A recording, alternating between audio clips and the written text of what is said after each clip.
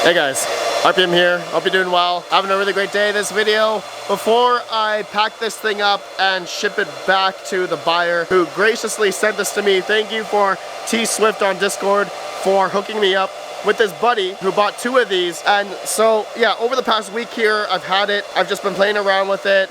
I have not opened it up because I'm not going to. Simply because there are warranty stickers on the back here, and I don't want to ruin that. In case the buyer has to ship these back out, there are warranty stickers there and there. You know, I don't want to, I just don't want to have that issue for the buyer. But otherwise, it seems to be working subpar. I've had some issues. I'm gonna go through that throughout this video, but also go through with you guys just everything from the unboxing, and we did a live stream of this and how this hashes versus, I don't know, of course the iServer KS2, and comparing it to GPUs, and just talking about the risks, whether or not this is a good buy now or later down the road. We're gonna talk about all that in this video, guys. So before we do that, thank you for today's video sponsor. As a crypto miner, you know you want your equipment to be high quality. Proper cable management is part of your mining rig, and the Veteran Miner has you covered.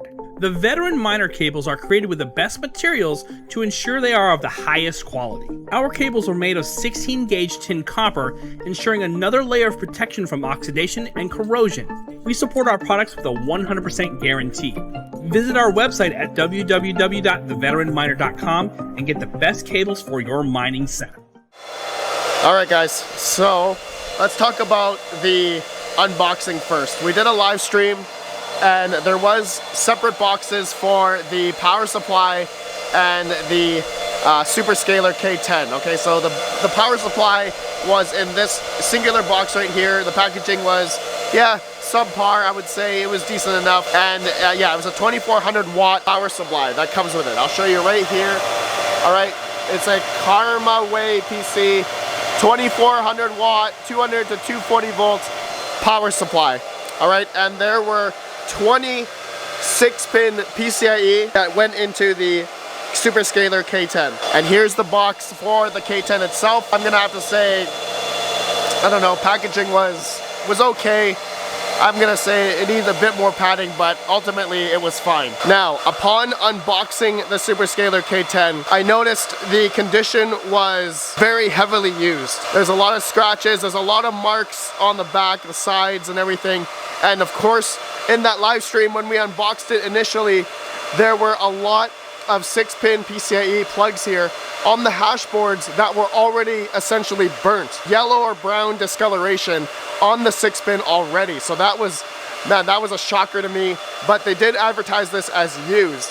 So, I mean, but still, that shouldn't be the case when someone's selling you a $10,000 ASIC miner like this and it was already heavily used. I'm gonna say more than 3 months, maybe 6 months at most, this Superscaler K10. So going along, we were hesitant to plug everything in, turn it on, but otherwise it did mine just fine. So then we set up the proprietary software, which I'll show you guys right here. Okay, it has its own proprietary software, and some of it's in Chinese. We had to use Google Lens to translate. And in the live stream you guys saw, we did see a lot of its own metrics, information here.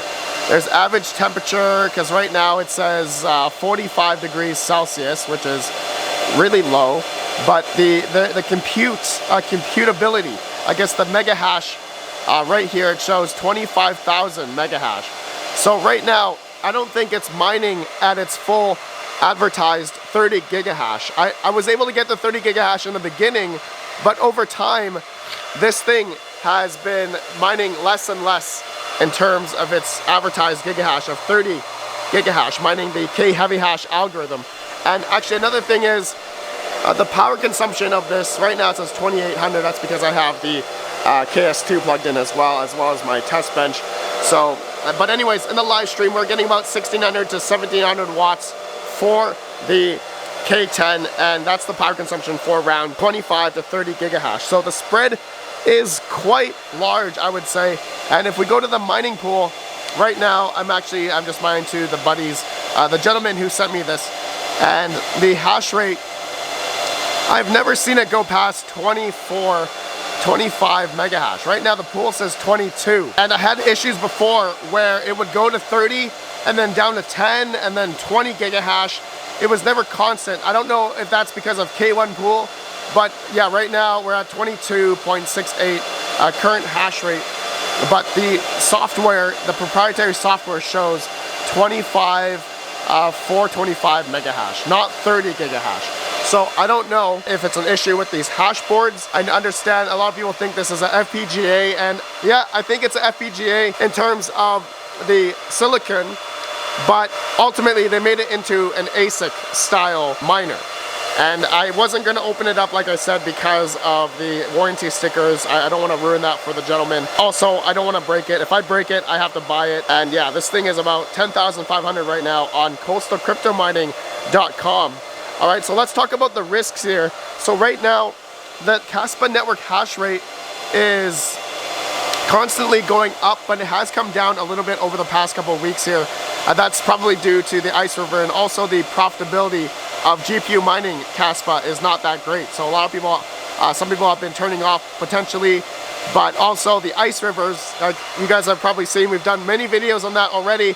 These have been monsters. They are literally monsters. The one I have is a 2 terahash model versus a 30 gigahash. So you guys can see this thing mines like $1,000 a day now, and this mines about $12 a day. If we go to the calculator right now, it's actually not bad, right? It's not bad if you consider all things.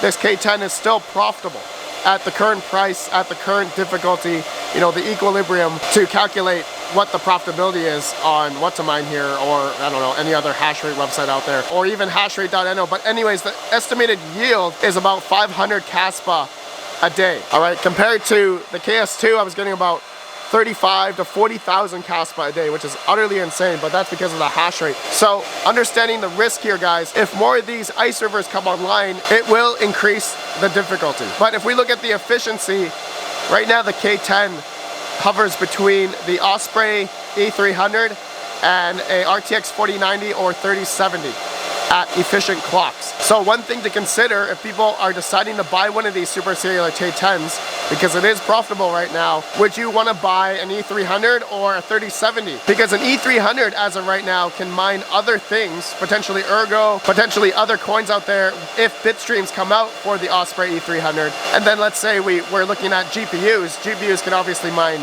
anything, but how many 3070s would it take to buy one of these super scalar K10s? So if we look at the dollar per gigahash, if we sort this, okay, the dollar per gigahash, the K10 wins out versus a RTX 3070 or the E300, because you do get a lot more hash rate on the K10, but because of the price that you pay for, you're going to be able to break even a lot faster versus an E300. I'll have the sheet link down below. You guys can do your own calculations here. But for example, let's just go for 3070. How many 3070s would it take to equal the same hash rate as a K10? So if we did here, let's say 30 gigahash divided by 0.461, that would equal about 65 3070s versus a K10. But 65 3070s times $300, that would equal about almost 20 grand. So versus 10,500 for a K10 versus these 3070s, what would you rather buy? Pros and cons, right? I talked about that 3070s, you can mine other coins. You have that versatility to mine other stuff versus the K10 at this moment, which, you know, people talk about this as an FPGA, but I mean, if there's proprietary software, I don't know if it has ability in the future to mine other coins. Right, that's the thing. And I believe that this is a Raspberry Pi at the top here. So it might be reprogrammable in a way, but I'm not gonna figure that out. I'm not gonna open it up. Like I said, this is gonna go back to the gentleman now. I'm gonna pack it up right after this video and send it back to them.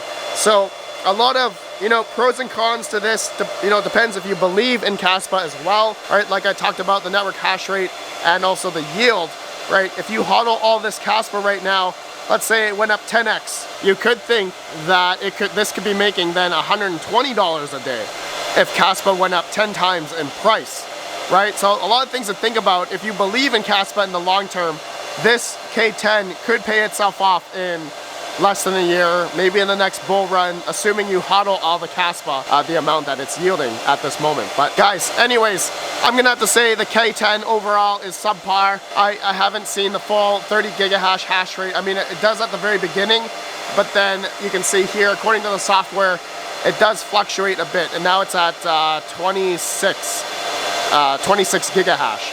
All right, according to the software. But to the pool, I mean, it goes all over the place, like I mentioned before. Like we did in that live stream, it was going all over the place. But anyways, guys, I think that's it. That's all I wanted to cover.